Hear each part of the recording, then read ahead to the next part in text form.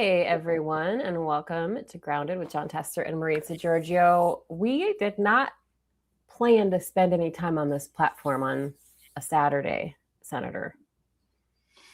I know. And then I'm watching a car auction, which is what I do early in the morning, and my brother calls up and says, "Hey, watching all this shit that's going down in Venezuela." So I turn it over and watch the news. So here we are. Okay, so here we are. Overnight, the U.S. launched attacks on Venezuela. If you haven't seen by now, I'm sure you have. Captured the country's president, Nicolas Maduro, and his wife, put them on a battleship, the USS Iwo Jima, and the Attorney General says that they are being indicted on drugs and weapons charges. And then in a stunning announcement during a press conference at Mar-a-Lago, the president said this. We can't take a chance that somebody else takes over Venezuela that doesn't have the good of the Venezuelan people in mind. We've had decades of that. We're not going to let that happen. We're there now, and what people don't understand, but they understand as I say this, we're there now, but we're going to stay until such time as the proper transition can take place. So we're going to stay until such time as we're going to run it, essentially, until such time as a proper transition can take place. We're going to run it. We're going to run Venezuela. Now, just a few moments ago, Venezuela's vice president is demanding that the U.S. free Maduro, and the vice president called him the country's rightful leader. So there's a lot going on. We just wrapped a conversation with Senator Angus King of Maine. We are going to play that here live for you and then take your questions on the other side. But let's just get Senator Tester's reaction here. Yeah, well, look, I mean, I think Maduro was not a good person. I think we can all feel good about him being the narco terrorist that he is, being out of the presidency of Venezuela, and we can also feel good about the job that our military did in pulling off a pretty impressive operation, quite frankly. But I think what we need to be concerned about is the president of the United States saying we're going to run another country, and the president of the United States going into another country and basically bombing their capital and taking their leader without any input from Congress whatsoever. None, zero, not a kaput, not a damn bit of input from Congress, and just does it himself. And I think it sets a precedent that may not have us feeling so good in a bit. I've said before, it's easy to get into wars, it's tough to get them to a close. And I think that that's exactly what we're doing here. And you've got it. I mean, there was no congressional authority to do this military action at all. I haven't talked to everybody in Congress, but I haven't found anybody on the Democratic side anyway that was even told about this till after the fact. And I think it's a slippery slope. That's what I think. What happens if China goes into Taiwan? Well, this is exactly what Russia did to Ukraine. A sovereign nation invaded it to take it over. And reunite the old USSR. What we've done with Venezuela is we've went into that country, and by the president's own words, we're going to be running that country. And he didn't say for how long. It might be for a week. It might be for a decade. But the bottom line is this is not the high ground that we should be on for a leader of the free world, for sure. And I'll put this photo up. I mean, the president shared this photo on Truth Social after announcing this of Nicolas Maduro in transport. And there's just a lot still that we're kind of finding out. Again, we talk about this with Senator King, but there are multiple truths here. Multiple truths can exist at the same time. There are people from Venezuela celebrating this, of course, and this was highly unorthodox. Maduro, widely seen as not a good guy, right? And this was a stunning decision to capture him without any notification to Congress, like you said. And as we talk about with Senator King, a lot of other bad guys in the world, like Vladimir Putin. And this is just kind of a shocking thing to wake up to. We are going to hear from Senator King about all this, but I do want to put up some other reaction from members of Congress. So this is from Representative Himes, the ranking member on the House Intelligence Committee, saying, yes, Maduro is an illegitimate ruler, but I've seen no evidence that his presidency poses a threat that would justify military action without congressional authorization, nor have I heard a strategy for the day after and how we will prevent Venezuela from descending into chaos, and basically calls for the administration to immediately brief Congress on the plan here. So that's from Representative Jim Himes. We see Senator Kim saying that Secretaries Rubio and Hegseth looked at every senator a few weeks ago and said this was not about regime change. And that's exactly what we're seeing today. And I want to put up what Representative Marjorie Taylor Greene posted. Basically, she went on to talk about drugs and fentanyl being responsible for over 70% of U.S. drug overdose deaths and the Mexican cartels. And again, she is bringing up the hypocrisy over why President Trump pardoned the former Honduran president. And we are going to talk about that with Senator King, as you will hear. And then goes after this. And she basically says, this is what many in MAGA thought they voted to end. Boy, were we wrong. As of right now, neither party is offering the solution. Yeah, I mean, look, certainly not what he ran on. Of course, he ran on the economy too, and it hasn't panned out so very, very well. And you know, the tariffs, the healthcare stuff, all that is up in arms. If I might go a little bit off script here for a second, not that we have a script because we don't, but I want to read what Mark Warner wrote. It's kind of long, if you don't mind, because I think it's important. He's a ranking Democrat on the Intelligence Committee. And here's what he said. Our Constitution places the gravest decisions about the use of military force in the hands of Congress for a reason. Using military force to enact regime change demands the closest scrutiny, precisely because the consequences do not end with the initial strike. If the United States asserts the right to use military force to invade and capture foreign leaders it accuses of criminal conduct, what prevents China from claiming the same authority over Taiwan's leadership? What stops Vladimir Putin from asserting similar justification to abduct the Ukrainian president? Once this line is crossed, the rules that restrain global chaos begin to collapse, and authoritarian regimes will be the first to exploit it. None of this absolves Maduro. He is a corrupt authoritarian who has repressed his people, stolen elections, imprisoned political opponents, and presided over a humanitarian catastrophe that has forced millions of Venezuelans to flee. The Venezuelan people deserve democratic leadership, and the United States and the international community should have done far more years ago to press for a peaceful transition after Maduro lost a vote of his own citizens. But recognizing Maduro's crimes does not give any president the authority to ignore the Constitution.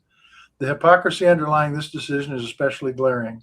This same president recently pardoned former Honduran President Juan Orlando Hernandez, who was convicted in the U.S. court of serious drug trafficking charges, including conspiring with narcotic traffickers while in office.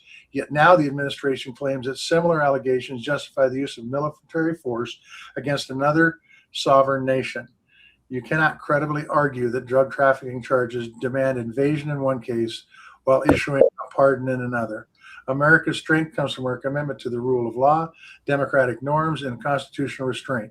When we abandon those principles, even in the name of confronting bad actors, we weaken our credibility, endanger our global stability, and invite abuses of powers that will long outlast any single presidency. Man, that's a mouthful, but he's spot on, and it covers all the bases. And we can feel good about Maduro being captured, but you can't feel good about the way it was done. Okay. Well, we like I said, we just wrapped up this conversation with Senator Angus King. We are going to play that for you in whole right now. I will be watching for your comments and your questions here as we watch it, and then we'll come back out of it and chat even more on the other side. So here is our conversation with Senator Angus King. Okay, so we would like to welcome to Grounded here Senator Angus King of Maine, and we just thank you so much for your time at the last minute, sir. Absolutely. It's always great to be with you and great to be with my friend John Tester. And you'll have to excuse me. I got a couple of cats that haven't had lunch yet, and they may be part of this deal. Here's one right here who I'm going to get rid of. We welcome the cats. We welcome we like, the cats. we like cats. It's good. All right. Well, Angus, it is good to see you. It's good to have you. I tell very few people this, that if there's one thing I miss in Washington, D.C., it's working with people like you. Somebody who is smart, understands democracy, understands our country, understands history, and somebody who, Maine's had a lot of great senators, and you're right there at the top in my book. Well, I appreciate that, John. I'm humbled, and as you know, you and Tim Kaine, Dick Durbin, and a few others we're a pretty close group, and we miss you because we don't have anybody to pay for dinner anymore. So that's a loss. Wait, he paid for dinner? This man hasn't paid for anything. You know that's bullshit, King. Yeah, we know that. The truth is I just could never find my wallet, and when that means Durbin he takes me to lunch at Costco. So if he paid for a nice dinner beyond that, you're lucky. But I do want to get into this news. Senator King, we've wanted to have you on for some time to talk about all kinds of things, and here we are on a Saturday, waking up to this news of what happened in Venezuela overnight. So I guess the first question I have for you is, when did you find out about this? And what did that look like? What did that look like when you found out? I didn't find out about it any sooner than anybody else, even though I'm on the Armed Services and Intelligence Committee. I don't think there was much, if any, consultation with Congress at all before this happened. I have a couple of reactions. Let me start with two stipulations. One is Maduro is and was a bad guy. No question. Involved with drugs. He was a dictator. He ignored the results of the election. He was a bad guy all around. Second stipulation is our military is amazing. And the skill that they showed in the exercise of this operation was absolutely extraordinary. I mean, you think about it, of essentially parachuting into another country and taking the president prisoner without any troops or anybody being harmed is an amazing a feat of logistics and military skill. Having said that, I'm very concerned about where this leads us in a couple of different ways. One is, there are lots of bad dictators around the world. There are lots of people that abuse their people for one reason or another. Does this mean that we've suddenly become the judge, jury, and executioner for bad guys around the world? And what kind of precedent does this set? I mean, can Taiwan now say, well, we think the president of Taiwan is a drug dealer or is corrupt or something else, so that's a justification for us taking over Taiwan? Certainly, Putin has been saying these kinds of things about Zelensky for the past 4 years. So where it stops is the concern that I have of we basically bombed the capital city of a sovereign country with no authorization, declaration of war, or anything else from the people's representatives in Congress, and kidnapped the president of that country, taking him to the U.S. And I don't know where that ends. I mean, I'll end with one little quote from the Constitutional Convention in 1787, August 17th. They were debating the war power. And somebody suggested, well, Congress can't manage a war. The president should be able to declare war. And somebody said that, one of the members of the convention said that's the essence of dictatorship. If a president could take the country into war on his or her own volition. And I think we should heed the people that divided the power up. Taking this country to war is a profound decision. And the people who founded this country realized that, and they put the declaration of war power into the Congress on purpose, and the commander in chief power to run the war in the hands of the president. There's nothing in Article 2 of the Constitution that authorizes the president to start a war. Let me end there, and I'm sure we can explore a lot of other aspects of this. Well, look, Angus, I mean, you've said a lot with that, and it's pretty obvious that the president would rather ask for forgiveness than ask for permission, and I'm not sure he even wants forgiveness. But the fact of the matter is, this is Congress's job, and the fact is Congress hasn't done their job for the last nearly year now. They have pushed a lot of the authorities that they have and given them freely, if not encouraged the president to take them and do them, instead of doing the job that the forefathers had in mind for the three branches of government. But the question is now is what does people in Congress do? What do senators, Republicans and Democrats, in both the houses of Congress do now? What can be done now? What do you anticipate will be done now? Well, first, I should say that Roger Wicker, the Republican chair of the Armed Services Committee, issued a statement this morning that was essentially congratulatory of the president and very positive.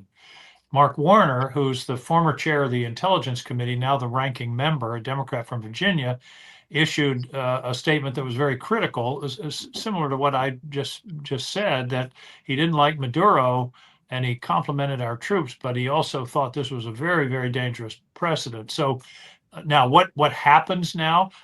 Well, it seems to me the first thing that ought to happen would be hearings before the Armed Services Committee and perhaps the Intelligence Committee with senior members of the administration, like the Secretary of Defense, which, by the way, he's the Secretary of Defense, not the Secretary of War. There's no such thing as the Department of War under the statutes passed by Congress, and the Secretary of State, to come before the Congress. And the first thing they should lay out is, what's the legal basis for this?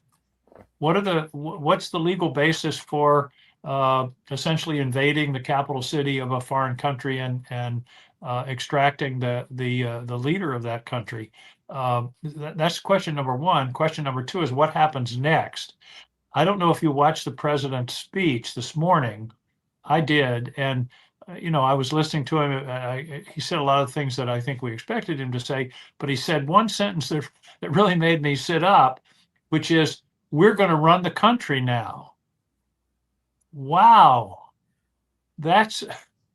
we've basically annexed Venezuela for a time. I mean, that was pretty extraordinary. Now, I understand the motivation for that, because when you do something like this, when you strike down a leader, you don't know what's going to happen next. So I think this is the administration's effort to avoid that problem. But it's pretty breathtaking when the president of the United States says, okay, we've abducted the leader of this country, bombed their capital city, and now we're going to run the country. And then, of course, he talks about the oil and the natural resources. So we're in uncharted territory, John.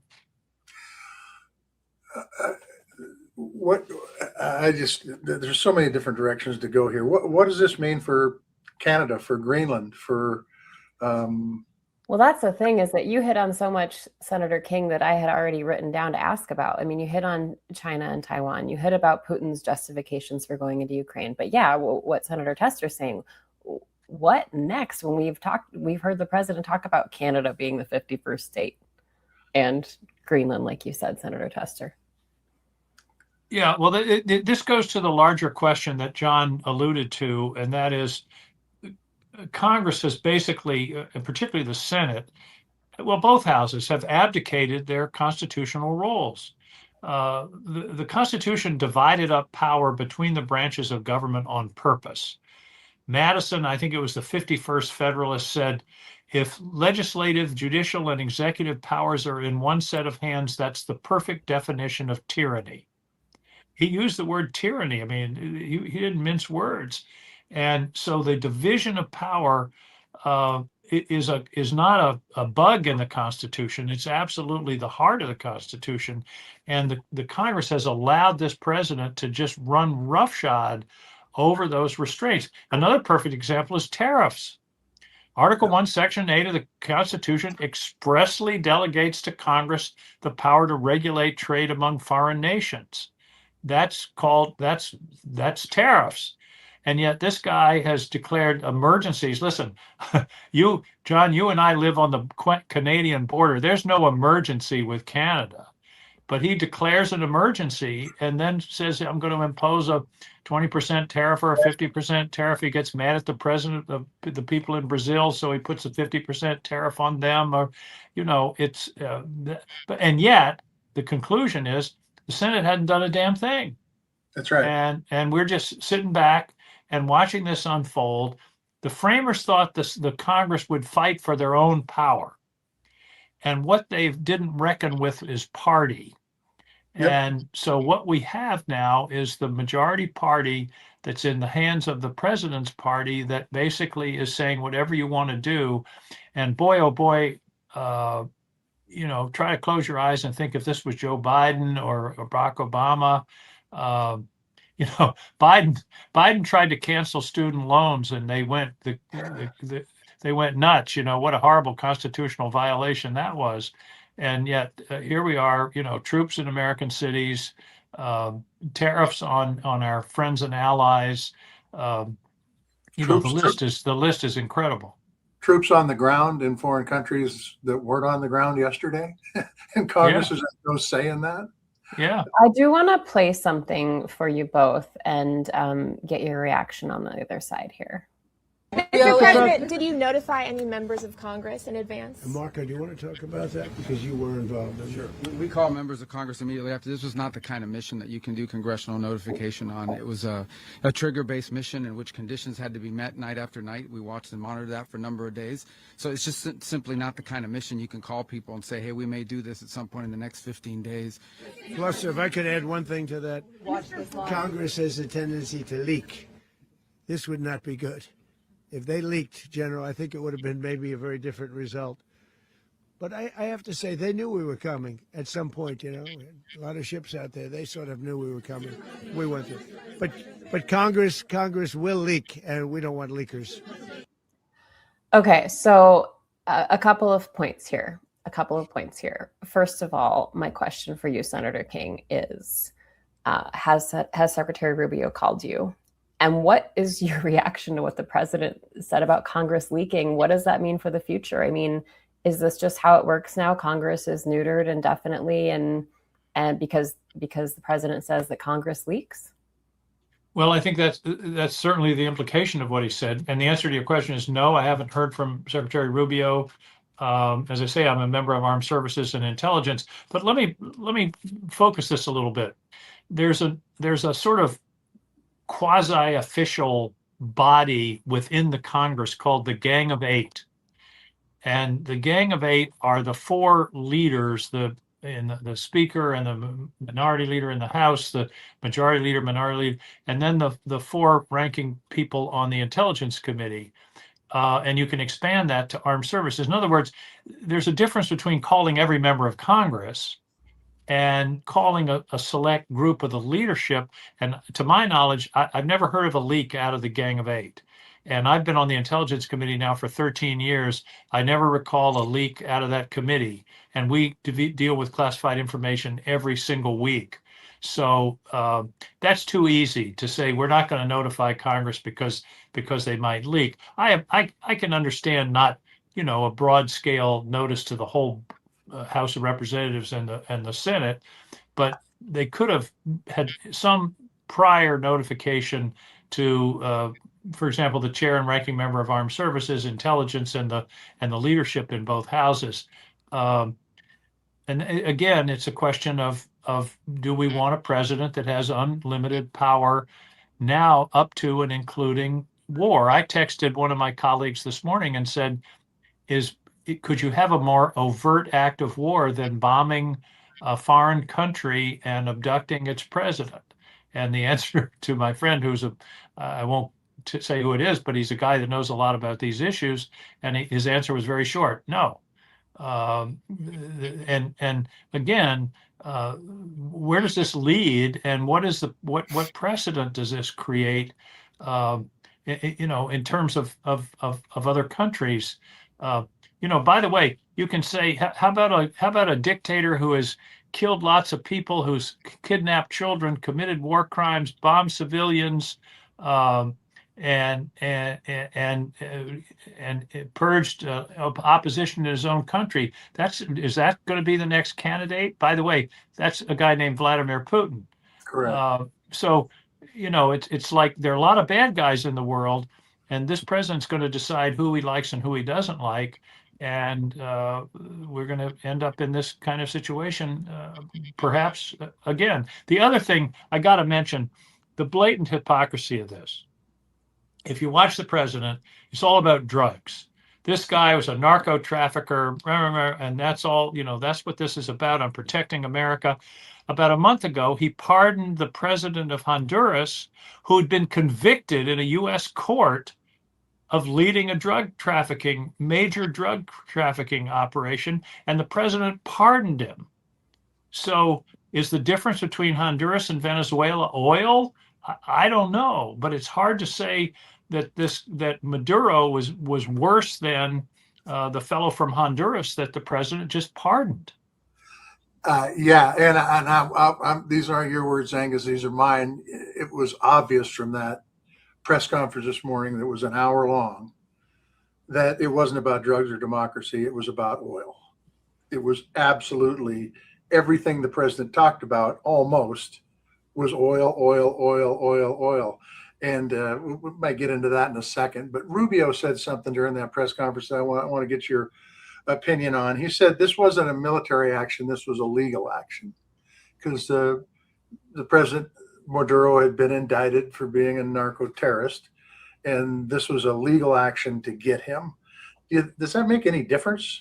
It wasn't the Department of Justice that went in there and took him out. I don't believe. Maybe it was, but I don't think it was. I think it was our military people that did that. Well, I'm sure that law enforcement people were involved in various ways, the FBI probably, but and of course this fellow's already been indicted in New York, but clearly it was a military operation. Otherwise, why did they have the chairman of the Joint Chiefs of Staff participating in the press conference? I mean, there were ships and troops, and I don't know the nature of who actually invaded the presidential residence, but it was clearly a military operation with a law enforcement impact. But again, where do you draw the line on that? What how do you draw the line between good dictators and bad dictators, and good narco traffickers and bad narco traffickers? That's what is worrisome about this, because it's exactly what the framers were worried about: a president that basically acted without constraint. And I understand that the president has to have the power to repel an imminent attack or an emergency situation, but this thing has been building up for months, and I'm not sure. I guess again the phrase "we are going to run the country." Man, I've never heard anything like that from a president of the United States. I haven't either. It's amazing, and then to colonize the country. I mean, truthfully, I mean, we can say we're going to put America. Yeah. Under what authority? Number one, and number two, we're going to turn our oil companies loose in there. They're going to pay the bills, but they're going to make a pile of money, and then they're going to pay us back and pay themselves back. It makes me wonder how much is going to be left for Venezuela. Well, he actually said, I think, didn't he, that our major oil companies are now going to go in and take over their oil infrastructure? Yeah, because he said that's really our oil infrastructure, not theirs. He said he promised to basically let the oil companies come in and have a formalized role in the rebuilding of Venezuela. I mean, he's really saying the quiet part out loud, even though Rubio and Secretary Hegseth tried to make this about drugs and democracy. I mean, he talked a lot about oil. They did. And he also talked about how this is going to be good for the Venezuelans. And you're right, Angus, getting rid of Maduro is a definite positive move forward. the problem is how can the United States, if China went into Taiwan, as you said earlier, how can the United States say anything about that being an illegal act? I think we've pretty much given up the high ground. And again, I think that the comparison to the fellow from, I think Hernandez is his name, from Honduras is instructive, because it's almost an identical case without the oil, of course, but the same kind of charges could be made. And what if that's true, then what that means is that the president can just decide on his own whatever's in his head that day, that this dictator's okay and this one's not okay. I mean, we're like I said, we're in uncharted territory, and that's why this is one of the most important decisions a country can make, and that's why the people's representatives in Congress should have a role to play. And this is something that should be debated. And in fact, we tried. Tim Kaine brought up a resolution about Venezuela to at least have some congressional input into the decision several months ago. And of course, my Republican colleagues, at least most of them, enough of them to form a majority, voted it down. So again, it gets back to what you said of Congress abdicating the responsibility for making these difficult decisions. By the way, John, the Congress hasn't declared war since 1942. Yeah. And but at least with the terrorists, we had something called an authorization for the use of military force, where Congress said, here's how you can use military force under what circumstances. And there's none of that in this case, no authorization whatsoever. And they keep citing Article 2 of the Constitution. The heart of Article 2 of the Constitution is that the president shall, quote, see that the laws are faithfully executed. Well, that's not a provision that they're paying too much attention to these days. Right. And to your point, no, sorry, go ahead, Rich. Go ahead. To your point, Senator King, Hernandez of Honduras, I mean, according to our own Department of Justice, was at the center of this, one of the largest and incredibly violent drug trafficking conspiracies, responsible for 4.5 billion doses of cocaine moving through the United States. Yeah, and he got a presidential pardon because somebody told Donald Trump he was a good guy, or it was unfair, or it was a witch hunt, or those terms that resonate with him. No process that we know of. There was no discussion in the public about yes or no. It was and this is the pardon power is the only unilateral power the president has in the Constitution. There's no check or balance. Everything else, theoretically anyway, requires some working with Congress, confirmation of cabinet members and of judges, approval of treaties. All of those kinds of things require the input of Congress. Pardon doesn't. But in this case, there was no explanation that I know of as to why this fellow deserved a pardon, because on the face of it, he was, and the Honduras guy, Hernandez, was already convicted in a court. He had been convicted in a court in the United States of these actions, and the president basically wiped the slate clean and let him go free. And extradited legally from his country, not just put on a battleship. Yeah. So the president's already said that we're going to be running Venezuela now for God knows how long it's going to be, because he was asked questions about that during the press conference, and there was no concrete timeline given whatsoever. Does Congress have a role, or will Congress have a role in determining how that's going to happen? Well, it should. I mean, Congress's basic power, as you know, John, is the power of the purse. You used to be on the Appropriations Committee. That's where the Congress's power lies if they want to use it. They could say, we're not going to fund the occupation of Venezuela until you give us a justification and a legal basis for our country doing so. But don't hold your breath for that to happen in the next 2 or 3 weeks. In the meantime, where will the money come from? And I mean, you got there's another deadline coming up, what, the 20th of January, when this funding bill runs out, and hopefully Yeah. it won't be another government shutdown, but who knows? I wonder where the money's going to come from. They said they're going to get reimbursed. That's fine, but where does it come from in the meantime? What agency is robbed? Well, he hasn't paid too much attention to the appropriations process. They'll take it from somewhere else. They'll take it from military construction or the VA or some other agency of government. The only one they won't take it from is ICE, I suspect. But that's what they've done in the past is uh, tap some other. Well, here's a perfect example. Remember the president made his speech the other night and talked about he was giving every member of the military $1,776 as a Yep. bonus.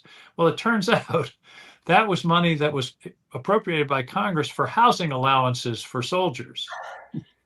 So it wasn't really a gift. It was shifting money from one pot to the other without authority, as far as I know, and making a big deal about how much we love the troops, and we do love the troops, but it's not honest to say you're giving them something when you're really taking it from another pot of money that's destined for their benefit.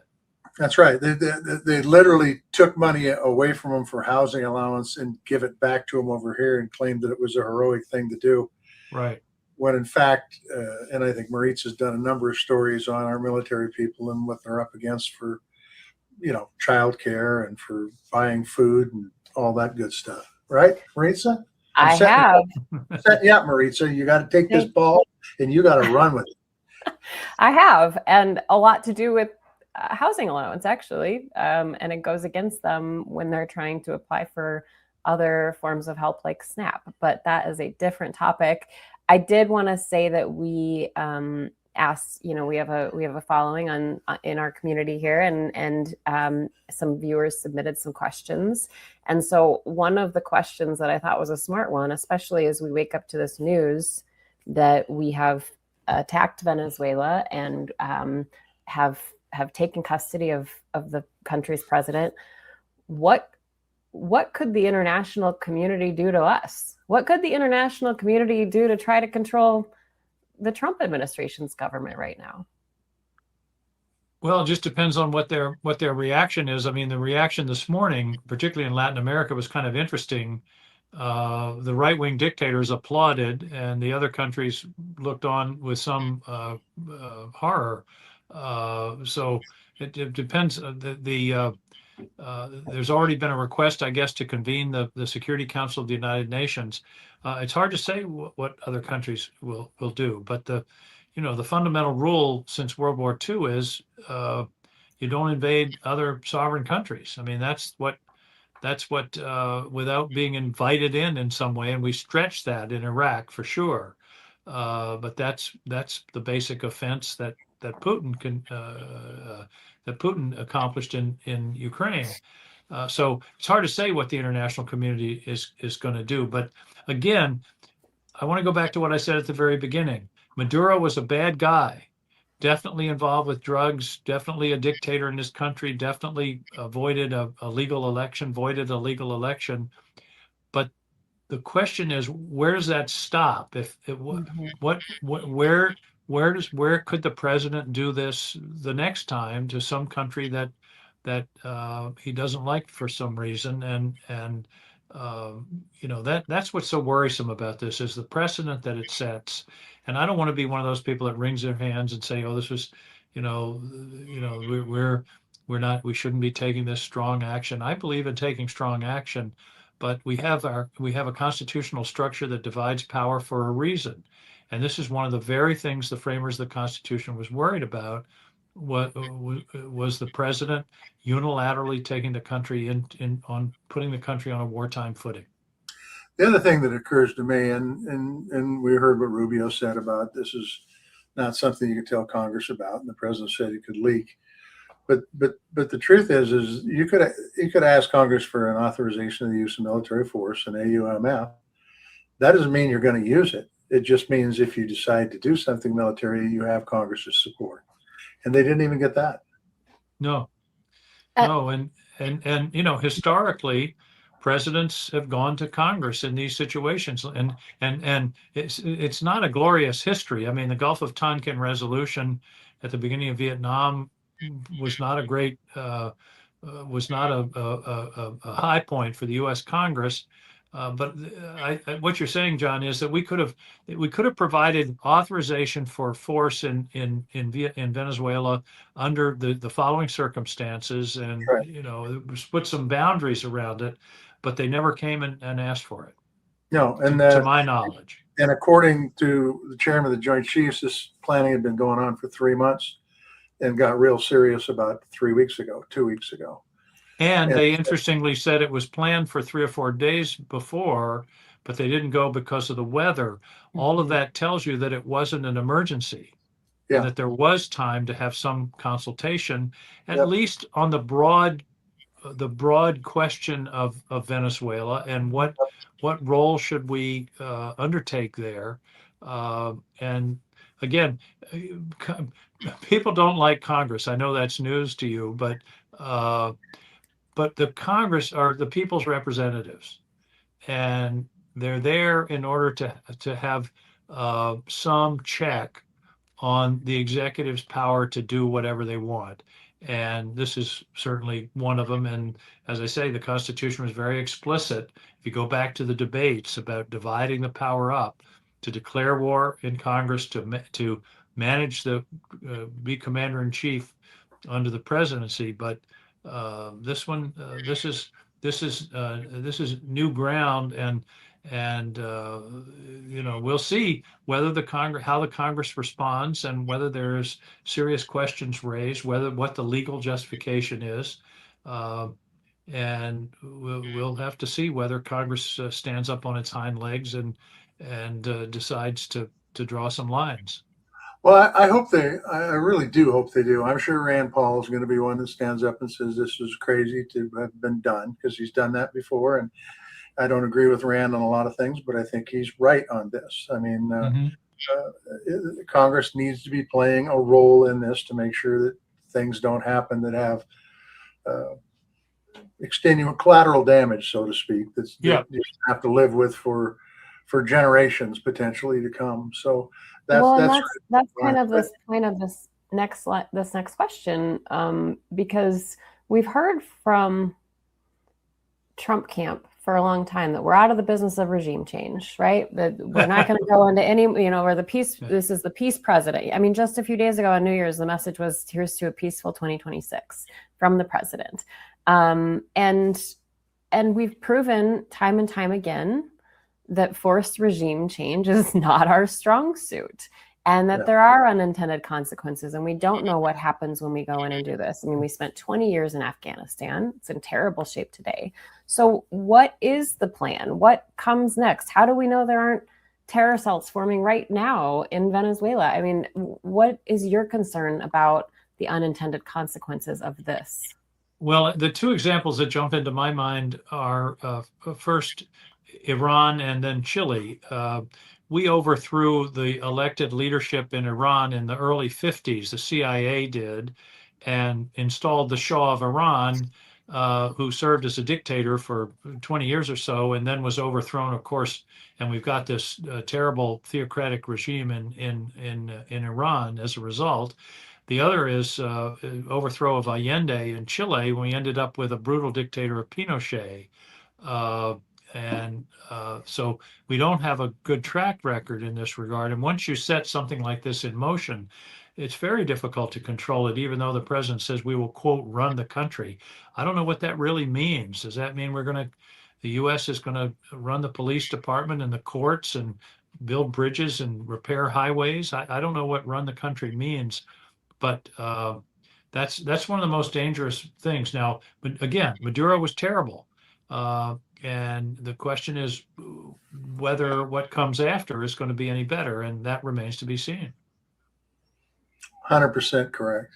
As always, Angus King is always 100% correct. And we hear so much about America First, and they talked about it in the press conference today. And we've heard that be the justification for why there's been a sudden shift within some members of the GOP in the Senate and the House in changing their stance on Ukraine and not wanting to support Ukraine. How is this more America first than supporting Ukraine? It's not. It's not.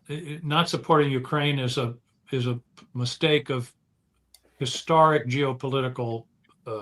It is the worst thing we could possibly do, is to empower Vladimir Putin and reward him for aggression and what he's done in Ukraine. I mean, the president's having phone calls with him the day before he bombed civilian areas of Kyiv. I mean, and he gets away with anything, and he's already threatening Eastern Europe and the Baltics, drones into Polish airspace, incursions into the airspace of the Baltics.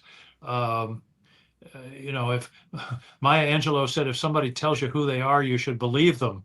And Putin has said that he thought the greatest tragedy of the 20th century was the unraveling of the Soviet Union. And he wants to rebuild the Russian Empire, and Ukraine is the first step.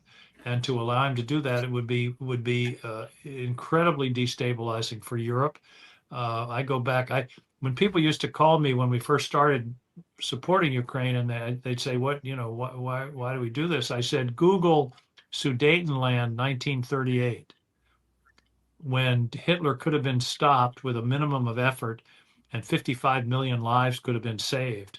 And there's no sense of history here. And so I think this is not, we're sending boots on the ground into Venezuela, and we're not sending sufficient military weapons and no boots on the ground to Ukraine, where the vital national interests, I think, are higher in the long run. Yeah, well, I can guess that one person that's really happy about what happened this morning is probably Vladimir Putin, because it takes our resources and puts them in a different spot than could ever be used in Ukraine now. Yeah, I suspect that's true, although Russia and China both condemned this because they both have interests in Venezuela. And it'll be interesting to see how that plays out. But it certainly makes it difficult for us to say no to some incursion into a sovereign country that either China or Russia decides to take on in the reasonably near future. 100% correct. Well, Angus, unless Maritza has more good questions, because I just have one more question, which is that we have so many more questions for you unrelated to Venezuela. I have wanted to have you on forever to talk about successfully winning as an independent. I also wanted to talk about healthcare subsidies, but this has popped up. So my question for you is, will you come back and have that conversation sometime? Yeah, I'd be glad to. I'd be happy to, and recount some of the history of running for governor and then senator as an independent. I can tell you it's kind of a luxury because I get to call them as I see them, and I wouldn't, looking back on it, I wouldn't have done it any other way. But that's something we can spend some time talking about. Be glad to talk about that. And I think we ought to be talking also about the broader scale breakdown of the constitutional structure under this administration, because that's what really worries me, is that we're taking steps now and enabling the executive. Donald Trump today, it could be somebody else tomorrow. We're fundamentally altering the structure of our government, I think, in a very, very dangerous way. And that's something I'd be glad to talk about when we have another chance. We would love to do that, and we might even get into a little Civil War history with Maine. How's that? Absolutely. Joshua Chamberlain, whose house is a half a block from mine, is the guy that many historians believe turned the tide at the Battle of Gettysburg and saved the country. I can talk about that for a while too, as you know, John. Yeah, exactly right. I've heard it, and it's interesting and it's good. And then one more thing before we let you go, and that is that Heather Cox Richardson has been on with us, and we've been on with her, and Man, I'll tell you what, Maine's got some great people in it. She's top flight. Isn't she brilliant? Oh, She writes what amounts to a master's thesis every night, complete she's with footnotes. incredible. She's Yeah. absolutely incredible and Well, such a rich source of information for all of us. I'm proud to say she's a friend. She lives about I guess 30 miles from here as the crow flies, and I met with a group the other day, and somebody somebody said, "I wish my parents loved me as much as they love Heather Cox Richardson." Don't we all? I thought that was pretty good. And let's not forget about Stephen King, who I would love to have on this show. Well, he's also a good friend. He did a digital ad for me in my last campaign, which was hilarious. It had me knocking on his door up in Bangor, with the bats and all that kind of stuff, and I was trick or treating, and we had a lot of fun. He's a terrific guy. Oh, well, now you've done it, Senator, because we're going to be asking you to help us get him on Grounded. I can't promise that. I will tell you one great Stephen King story. He and I were together with a group of middle school students once doing a presentation about education, and one kid raised his hand and said, "Mr. King," not me, to Steve, "do you ever have nightmares?" And Steve said, "No, I give them to you." That's true. I thought that was a pretty good answer. That's true. I mean, even his book about the JFK assassination was 11/22/1963. What a fabulous book that was. Well, I will recommend one of his books that is not a horror story. It's sort of his autobiography. It's called On Writing. And a lot of it is about his personal history, and then how he writes and how he composes and all that kind of thing. But the biography, the autobiography, is fascinating. And he grew up about 20 miles from, less than that, 15 miles from here, in a little mill town. His great story. He had a single mom, and wasn't really looking for university. And a teacher at his high school spotted his talent and encouraged him to go to the University of Maine. And as you know, he went to the University of Maine, and then he wrote Carrie, and it was rejected and rejected and rejected and rejected. At one point, he actually threw it away. And Tabby, his wife, pulled it out of the trash can and said, "You should keep trying." And ultimately it got published. And now I think he's the best-selling author in the world. Yeah, it's pretty amazing. Yeah. Just like the other king, Angus King, is pretty amazing. You're a national treasure, my friend. Well, Thanks for being on with us. Thanks for being on with us. Great to be with you. Always a pleasure. See you later. Okay, so that was our chat with Senator Angus King. We have quite a few people still with us here. We thank you for spending part of your Saturday with us on all these live channels. Thoughts, Senator? Well, first of all, Angus King is a national treasure, and he's an incredibly smart visionary and knows his history, and that always helps when you're making policy, so you know what the future is going to bring. Look, I just think that, Maduro's a bad guy. Catching him makes you feel good right now, but I can't help to think that the collateral damage that this is going to do long term is not healthy for the country. But what it does do for the president is going to take everybody's attention off Epstein, everybody's attention off the economy, and we're going to be focused on this for the next God knows how long. Probably, who knows, if we're going to run the country, maybe for as long as they're running the country, who knows? So it's pretty crazy. Yeah, there are a lot of questions about what that looks like. Like Senator King brought up, what does that look like? Are we, how in charge of this country are we right now? And like you said, many people, I've seen it on social media, many people celebrating this because a lot of Venezuelans harmed here, and a lot of questions about the legality, like we've said. So we had a few comments during this. One of our subscribers on Substack asked, what will Maduro pay for his pardon? I think that's an interesting question. After we've talked to Liz Oyer, the former pardon attorney for the DOJ, and we are hearing so much about the millions of dollars being paid to lobbyists that people are paying to get their cases pardoned by the president.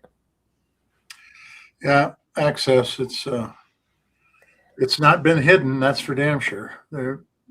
Give me the money, and we'll show you the door. Here's the other question that popped up in several different ways and forms. What can people do? What can people do? Look, I don't think this is any different than healthcare or tariffs or anything else. You've got to get a hold of your elected representatives that are in Congress and tell them to do their job. Tell those people that say they love the Constitution to read it, because it really needs to be followed. Otherwise, you put the democracy and the entire country at risk of failure. And so that's what I would do. I would continue to get a hold of them. And I know it's been frustrating because a lot of them put up the walls so you can't get to them.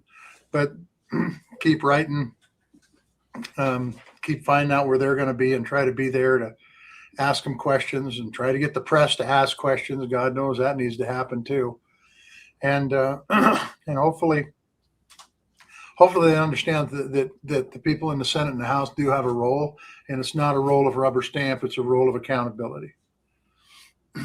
I want to put up this, like we said, lots of people celebrating one side of this, and that is the removal of Maduro. And Maria Corina Machado, who won the 2025 Nobel Peace Prize, wrote this and wrote, "Venezuelans, the hour of freedom has arrived." And she wrote a long letter here, and basically saying, we've struggled for years, we've given everything, and it has been worth it. What had to happen is happening.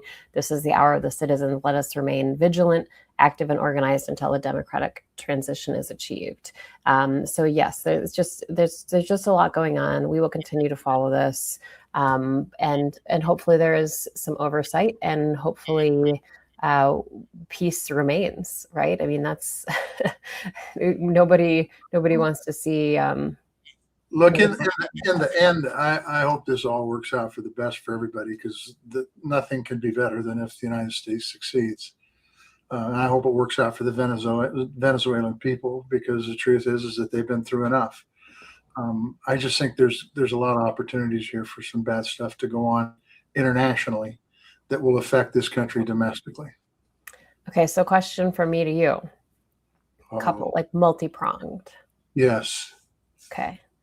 So first of all, what is it like to wake up to this? Well, your brother called you and told you about this. You were watching a car auction. That's right. What is it like for you to be home and watching this all from afar, where a year ago, wait, what day is it? No, more than a year ago, it would have been quite different.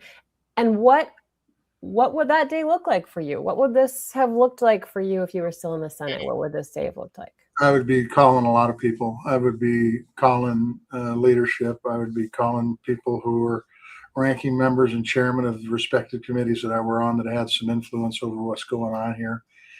And I would be encouraging the chairman and the ranking member to have hearings, multiple hearings on what transpired. People have a right to know on what's going on. This is the country's reputation on the line here. And I would just be calling as many people within the administration and in Congress as I possibly could to try to find out what went on, why it went on, and why Congress wasn't consulted. And then I would absolutely be demanding either, both from a personal standpoint and individual one-on-one conversation, to have some hearings, and then I'd also be doing it through the media. Because I think hearings and making sure what's being done here is good for the country is really, really what's important. We have a comment on YouTube that says John Tester for president. Yeah, well, they've been drinking, and it's too early in the day to be drinking. Okay. All right. Well, maybe it isn't. I mean, it's been a long day already. I mean, what is it, 2:00 here in the mountains? Okay, so that's what we have for you today, folks. Lots of news. We will follow this. Like I said, we didn't plan to do this, but big news today, and it's only the 3rd of January. So, wow, 2026 coming in with a bang. Coming in hot. All right. Let me ask you about your hat really quick before you go, though, because this is technically Conservation Partners hat. The outlines is actually quite unique. It's an outline of a fish and a cow, where people get together and not be divided, but work to make both systems work, so we can have livestock and wildlife. There's a metaphor in there somewhere, I think. Is there a metaphor? Yeah, working together, coming together. Working together. Yeah. You need a vegetable on that, though. Now, come on. You know, fish are kind of a vegetable. What? Just kidding. Just kidding. I'm going to see you next week, and I have a hat for you that I picked up for you. So we will unveil that next week. We want to thank everybody for joining us. We want to thank our guest, Senator Angus King, for joining us at the last minute here to talk about the events unfolding. We want to thank our friends at Pearl Jam for letting us use their music. You can find us on Substack, Blue Sky, Instagram, YouTube. You can shoot us an email anytime at groundedpcast@gmail.com. We are so grateful for this community. We want to say Happy New Year to you, and we will continue to follow this along with all the rest of you. God bless America and tally ho.